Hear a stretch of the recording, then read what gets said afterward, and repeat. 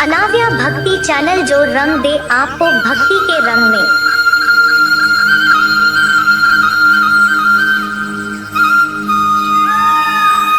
नमस्कार साथियों, अनाव्या भक्ति चैनल में आपका स्वागत है। जितनी बार आप निर्णय बदलेंगे, भाग्य भी उतनी बार करवट बदलेगा। महाभारत युद्ध से पहले दुर्योधन ने श्री कृष्ण की नारायणी सेना चुनी और अर्जुन ने भगवान श्री कृष्ण को। प्रसंग उस समय का है जब भगवान श्री कृष्ण पांडवों की तरफ से शांति प्रस्ताव लेकर गए थे और उन्होंने पांडवों के लिए सिर्फ 5 गांव मांगे थे। तो शकुनी ने दुर्योधन से कहा कि कृष्ण दुर्योधन का पक्ष लेकर आए हैं, ये छलिया हैं, उनके लिए 5 गांव मांग रहे हैं और ये हमारे लिए सही नहीं रहेगा। दुर्योधन, जिसका नाम सुयोधन था, जो अपने कर्मों से दुर्योधन बना। दुर्योधन ने इस बात पर क्रोध जताया और अपने सैनिकों को आदेश दिया, कृष्ण को बंदी बना लो। तब श्री कृष्ण ने दुर्योधन को अपना विराट रूप दिखाया था और उसे उसकी मृत्यु के दर्शन करवाए थे। वो नहीं जानता था कि कृष्ण को बंदी बनाना इतना आसान नहीं। कृष्ण चेतावनी देकर चले गए और इधर धृतराष्ट्र चिंता में आ गए कि अब होगा क्या। धृतराष्ट्र ने अपने ज्योतिषी को बुलवाया, उनसे पूछा कि अब क्या होगा।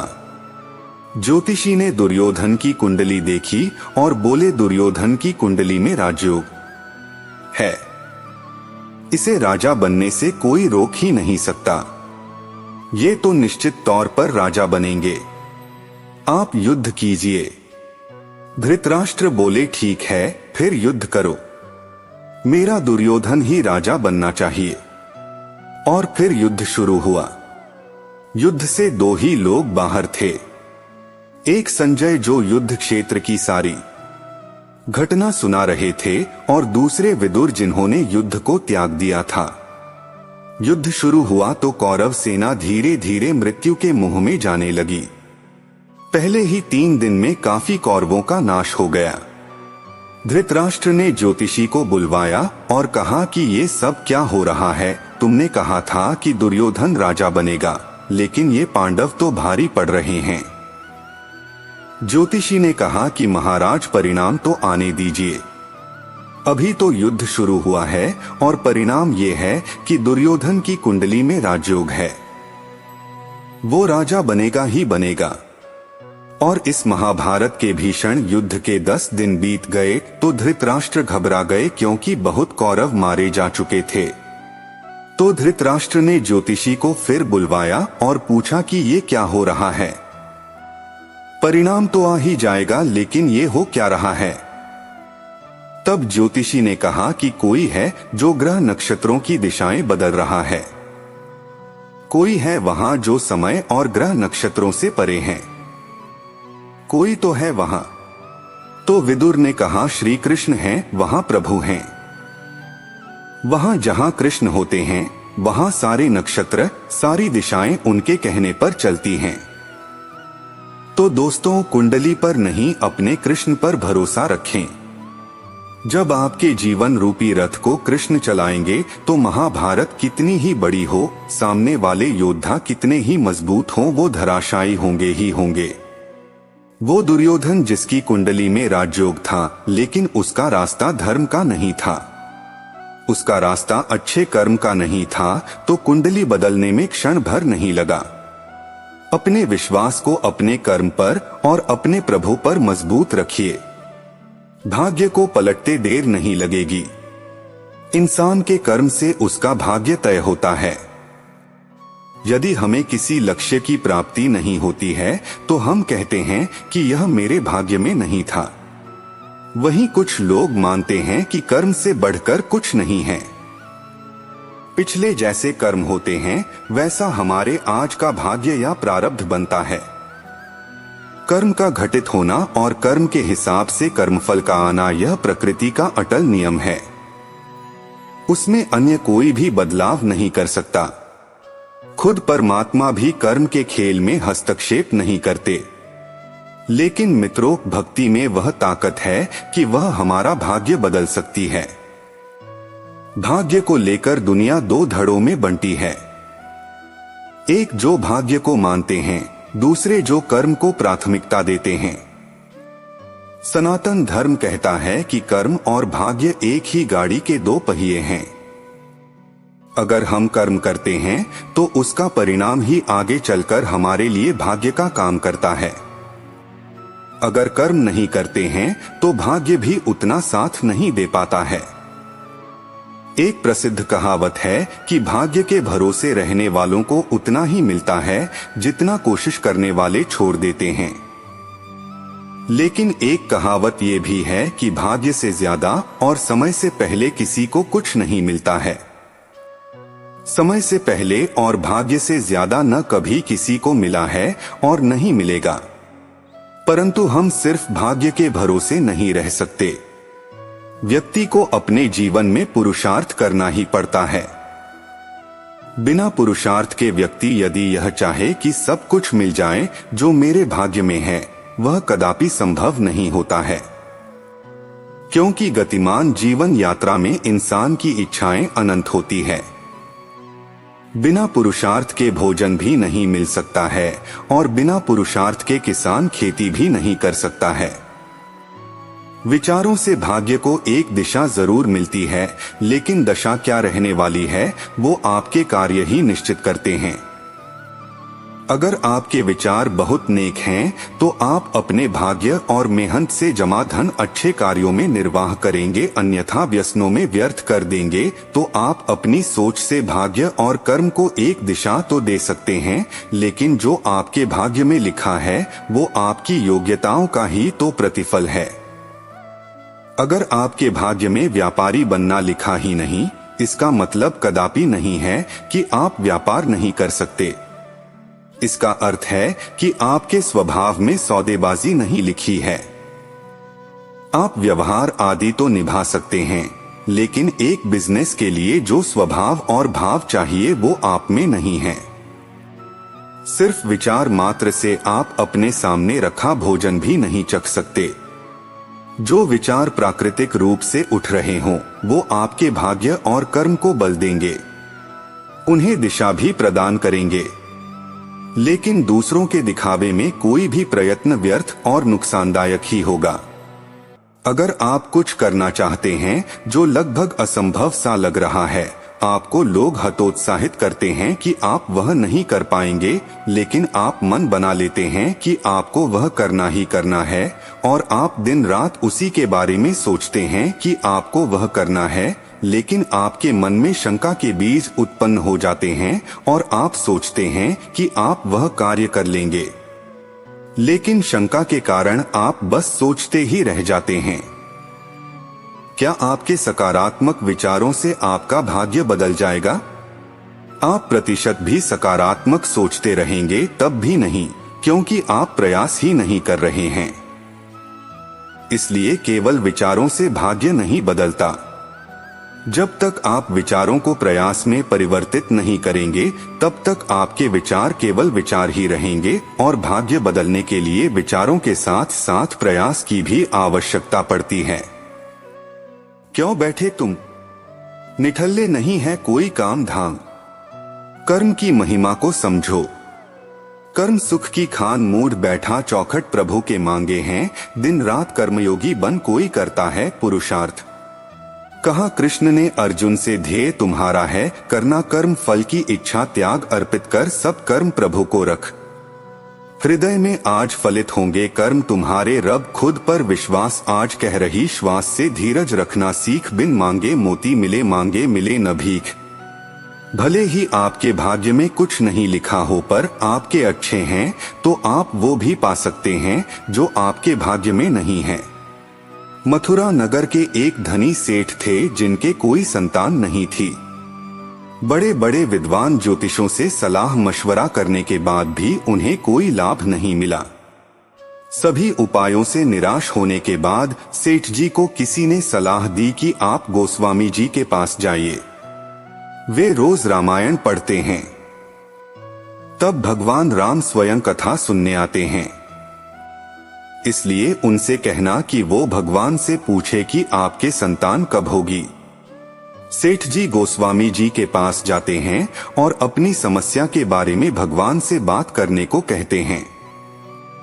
कथा समाप्त होने के बाद गोस्वामी जी भगवान से पूछते हैं कि प्रभु, वो सेठ जी आए थे जो अपनी संतान के बारे में पूछ रहे थे।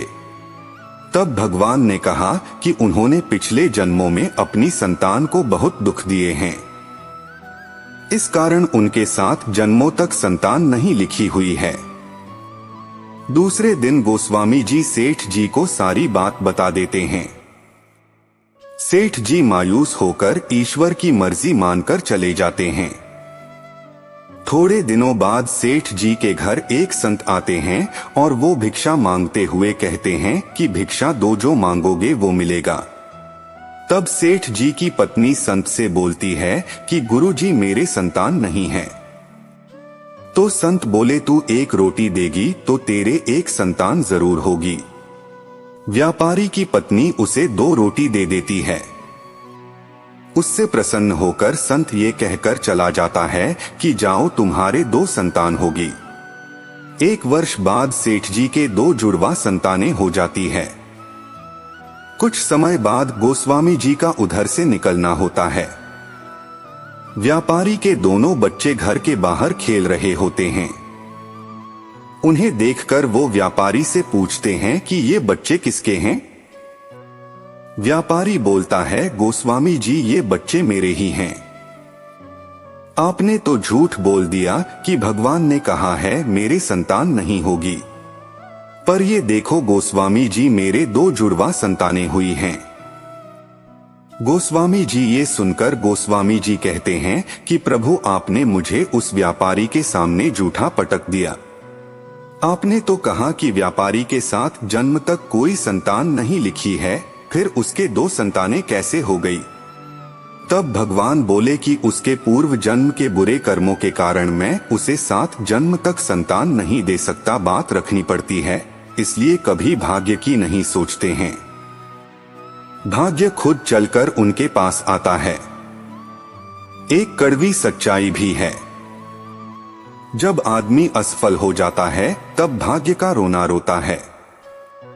आपका भाग्य आपको सफलता के लिए अपॉर्चुनिटी दिला सकता है, उसके बाद उसको सफलता में परिवर्तित करने के लिए आपको ही मेहनत करनी पड़ेगी। प्रकृति के नियम शाश्वत हैं। जैसे कोई भी वस्तु हाथ से छोड़ने पर जमीन पर ही गिरेगी, यह गुरुत्वाकर्षण का नियम है। कुछ भी फेंको, आसमान की तरफ वापस जमीन पर ही आ जाता है। इसी तरह हमारे शब्द हैं और शब्दों से विचार बनते हैं। बोले गए शब्द या विचार ब्रह्मांड में चले जाते हैं और वापस उसी जैसी समान आवृत्ति वाले विचार वापस आपके पास आते हैं। प्रकृति का एक नियम है कि जो भी आप उसे देते हैं वह कई गुना करके आपको वापस देती है। प्रकृति के नियम अटल हैं। हम उसे जो देते हैं वही वापस आता है। लौटकर आप प्रेम बांटते हैं तो प्रेम वापस लौटकर आएगा। आप धन का दान करते हैं तो प्रकृति आपको कई गुना धन वापस करती है। आप घृणा फैलाते हैं, बदले में आपको घृणा ही मिलेगी। आप जैसे विचार भेजते हैं वही आपको मिलेंगे। आप हमेशा समस्याओं पर बात करेंगे, प्रकृति आपको कई समस्याएं प्रस्तुत कर देगी। आप अपने विचार बदल कर देखिए। सकारात्मक विचार सोचिए, सकारात्मक बातें कीजिए। आप केवल अपने शब्दों को बदल कर देखिए। सारे नकारात्मक शब्द हटा दीजिए।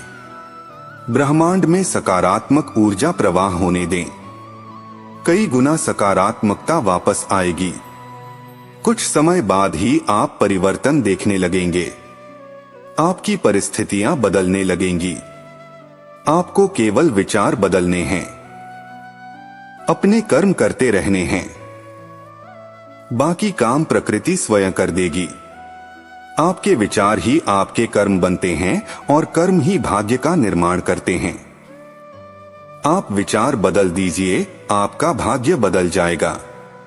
किसी भी काम को सही तरीके से किया गया हो तो भाग्य का भी साथ मिलता है और इंसान को सफलता भी मिलती है। किसी को सफलता नहीं मिलती है तो लोग भाग्य को दोष देना शुरू कर देते हैं कि हमारे भाग्य में यह चीज नहीं थी इसलिए नहीं मिली। यह कोई नहीं सोचना चाहते हैं कि कहीं न कहीं काम में कमी रह गई होगी। हजारों ऐसे उदाहरण मिलेंगे जहां भाग्य की अधिक प्रबलता थी तो कहीं कर्म की थी। मुकेश अंबानी और अनिल अंबानी दोनों के पास बराबर की धन संपत्ति थी। दोनों का अलगाव हुआ और दोनों ने अपना अपना हिस्सा लिया। एक सफलता की सीढ़ी चढ़ते गए, दूसरे को जेल जाने की नौबत आ गई। अब यहां क्या कहेंगे? ऐसा क्यों हुआ? दोनों समान परिवेश के इंसान हैं। दोनों का भाग्य अच्छा था जब तक दोनों अलग नहीं हुए थे। बाद में अनिल अंबानी के कुछ गलत निर्णय ने उनकी सफलता खत्म कर दी। यहां भाग्य को दोष नहीं दिया जा सकता है। अगर कोई यह कहे कि उनका भाग्य ही सही नहीं था तो हमें यह विश्लेषण जरूर करना चाहिए कि कहीं न कहीं उनके काम में कमी रह गई होगी। कुछ निर्णय गलत हुए होंगे। अच्छे कर्म किए तो भाग्य भी साथ है। गलती हुई तो भाग्य भी साथ छोड़ देता है। जेट एयरवेज बंद हो गया और 22,000 आदमी एक साथ बेरोजगार हो गए। क्या सबका भाग्य एक साथ खराब हुआ? नहीं, ऐसी बात नहीं है।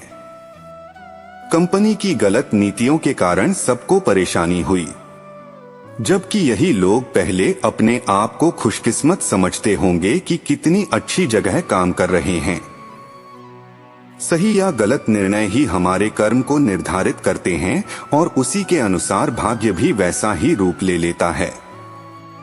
किसी का गरीब घर में जन्म लेना उसका भाग्य हो सकता है, लेकिन अपने कर्मों से गरीबी दूर करके अपनी जिंदगी को सही बनाना उसकी मेहनत और लगन और उसके कर्म हैं।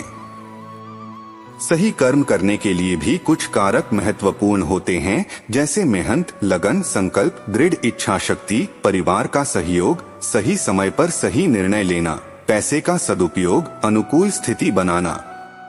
ये सारे कारक मिलकर ही अच्छे कर्म की राह तय करते हैं। कर्म से हम अपने भाग्य को बदल सकते हैं या अपने कर्म से भाग्य का साथ पा सकते हैं। प्रयत्न ही प्रार्थना का कोई मतलब नहीं है। फिर हम कुदरत का एक करिश्मा देखें तो ईश्वर ने हमारे हाथों की लकीरों के आगे उंगलियां इसलिए दी है कि हम कर्म से अपने भाग्य को बदल सकें। यह मेरी राय है। आप इससे सहमत या असहमत कमेंट में बताएं। जीवन में अगर आपको कुछ पाना है तो मेहनत तो करनी ही पड़ेगी। मंजिलें उन्हीं को मिलती है जो उसकी ओर कदम बढ़ाते हैं। महाभारत में जब अर्जुन ने कुरुक्षेत्र में युद्ध में अपने स्वजनों को अपने सामने खड़ा पाया तो उसका शरीर निस्तेज हो गया। हाथों से धनुष छूट गया। प्राणहीन मनुष्य के समान वह धरती पर गिर गया। तब भगवान श्री कृष्ण ने उसे गीता के कर्म ज्ञान का उपदेश दिया। भगवान कृष्ण ने अर्जुन को कहा कि राज्य तुम्हारे भाग्य में है या नहीं, यह तो बाद में। पहले तुम्हें युद्ध तो लड़ना पड़ेगा। तुम्हें अपना कर्म तो करना पड़ेगा, अर्थात स्वजनों के खिलाफ युद्ध तो लड़ना पड़ेगा। तुलसीदास जी ने भी श्री रामचरितमानस में लिखा है, कर्म प्रधान विश्व करी राखा, अर्थात युग तो कर्म का है। इसका अर्थ यह हुआ कि हम अपना कार्य करें, फल की चिंता बाद में करें। किसान जब खेत में बीज बोता है तो उसे यह नहीं पता होता कि बारिश होगी या नहीं, जमीन में से बीज से अंकुर फूटेगा या नहीं, अगर पौधे आ भी गए तो उस पर फल आएंगे या नहीं। लेकिन किसान बीजों को जमीन बोता है और फसल की चिंता ईश्वर पर छोड़ देता है। संघर्ष करते हुए कभी मत घबराना, क्योंकि संघर्ष के दौरान ही इंसान अकेला होता है। सफलता के बाद तो सारी दुनिया साथ देती है। परेशानी आए तो ईमानदार रहें, धन आ जाए तो सरल रहें, अधिकार मिलने पर नम्र रहें और क्रोध आने पर शांत रहें। यही जीवन का प्रबंधन कहलाता है। यहाँ सभी के जीवन में मुसीबतें जरूर हैं, लेकिन जो मुसीबतों से लड़कर आगे बढ़े वही आज की महाभारत का अर्जुन है। अगर भगवान तुमसे ज्यादा इंतजार करवा रहे हैं तो तैयार रहना, वो उससे कहीं ज्यादा देने वाले हैं। जितना तुमने मांगा है। संसार में सबसे श्रेष्ठ संबंध भगवान के साथ ही है, जिसमें कभी दुख नहीं मिलता, पाप दिखते नहीं, फिर भी हर संकट में दौड़कर आता है। हाथ भी दिखते नहीं, लेकिन सर पर हाथ फिराता है। बस यूं समझो कि मेरे तो हर सुख दुख में मेरा कृष्ण काम आता है। तनाव से केवल समस्याएं जन्म ले सकती हैं। समाधान खोजने हैं तो मुस्कुराना ही पड़ेगा। कुछ बुद्धिमान तो होते हैं, परंतु धन के हाथ लगते ही उनमें अभिमान की आग बहुत तीव्रता से जलने लगती है। कभी कभी आप बिना कुछ गलत किए भी बुरे बन जाते हैं, क्योंकि जैसा लोग चाहते हैं आप वैसा नहीं करते। जिस डर से आत्मविश्वास की हानि होने लगे, उस डर का अंत करना अवश्य हो जाता है। समय और स्थिति कभी भी बदल सकती है। आथ कभी किसी का नहीं अपमान करें और नहीं किसी को तुच्छ समझें। आप शक्तिशाली हो सकते हैं, पर समय आपसे अधिक शक्तिशाली है। जो हो रहा है उसे होने दो। तुम्हारे ईश्वर ने तुम्हारी सोच से बेहतर तुम्हारे लिए सोच रखा है। जैसे पानी में तैरती नाव को तूफान उसे अपने लक्ष्य से दूर ले जाता है, वैसे ही इंद्रिय सुख मनुष्य को गलत रास्ते की ओर ले जाता है। अभिमान को आने मत दो, स्वाभिमान को जाने दो, क्योंकि अभिमान आपको उठने नहीं देगा और स्वाभिमान कभी गिरने नहीं देगा। एक दिन शिकायत आपको वक्त से नहीं बल्कि खुद से होगी कि एक खूबसूरत जिंदगी सामने थी और आप दुनियादारी में उलझे रहे। सच्ची बातें जिंदगी में दो लोगों का होना बहुत जरूरी है। एक कृष्ण जो न लड़े फिर भी जीत पक्की कर दे, दूसरा कारण जो हार सामने हो फिर भी साथ न छोड़े। आपकी नीयत से ईश्वर खुश होते हैं और दिखावे से इंसान। अब यह आप पर निर्भर करता है कि आप किसे खुश करना चाहते हैं। जब आप कृष्ण की पूजा नहीं कर पाए तो यह मत समझना समय नहीं मिला। सोचो आज हमने ऐसा कौन सा काम किया कि भगवान ने अपने सामने खड़ा होना पसंद नहीं किया। अगर साफ नीयत से मांगा जाए तो ईश्वर नसीब से बढ़कर देता है। दुनिया में दो तरह से लोग हैं। एक वो जो इस बात को चरितार्थ करते हैं कि कर्म कर फल की चिंता मत कर, यानी वे भाग्य के भरोसे नहीं जीते बल्कि ये सोचते हैं कि अगर हम मेहनत करेंगे, मन लगाकर काम करेंगे तो अपनी नीति को बदल पाएंगे। दूसरे वो लोग जो सोचते हैं कि नीति का लिखा कोई नहीं बदल सकता, यानी वो जो भाग्य पर भरोसा करते हैं और सोचते हैं कि जो भाग्य में लिखा है वही मिलेगा। इन दोनों तरह की मानसिकता से मन में दो तरह के सवाल उठते हैं। पहला ये कि आखिर कौन सही है, और दूसरा ये कि क्या नियति और कर्म दोनों एक दूसरे से जुड़े हैं। हिंदू धर्म के अधिकतर वेदों की यह मान्यता है कि नियति और कर्म एक साथ चलते हैं। आप जैसा कर्म करते हैं वैसा फल पाते हैं, लेकिन साथ में वो ये भी कहते हैं कि आपको सभी कर्मों का फल एक साथ एक ही जन्म में भुगतना नहीं पड़ता है। धार्मिक मान्यताओं के अनुसार हर व्यक्ति का जन्म और मृत्यु का एक चक्र होता है जो कई जन्मों का चक्कर लगाता है। आपके पिछले जन्म का किया हुआ कर्म आपके नए जन्म की नियति में एक अहम भूमिका निभाता है और सही समय पर सही कर्म कर हम अपनी नियति के बारे में कुछ करने की स्थिति में होते हैं। सत्कर्म, शुद्ध विचारों, प्रार्थना, मंत्र और ध्यान के माध्यम से हम वर्तमान जीवन में भाग्य को बेहतर बना सकते हैं।